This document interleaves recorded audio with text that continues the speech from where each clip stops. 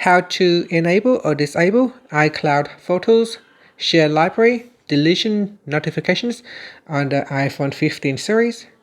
First, let's go back to the home screen by swiping up at the bottom of the screen. From the home screen, tap on Settings, then tap on your Apple ID name at the top here. Then we go down and tap on iCloud. Next, tap on Photos.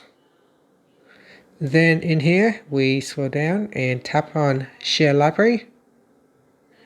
Next, tap on Deletion Notifications. Tap on the toggle button to switch it off or turn it on. And here it said, receive regular notifications when other participants delete content you added. So if they delete the content, you will get notified. And that's it. Finally, you can swipe up to go back to the home screen. Thank you for watching this video. Please like and subscribe to my channel for more videos.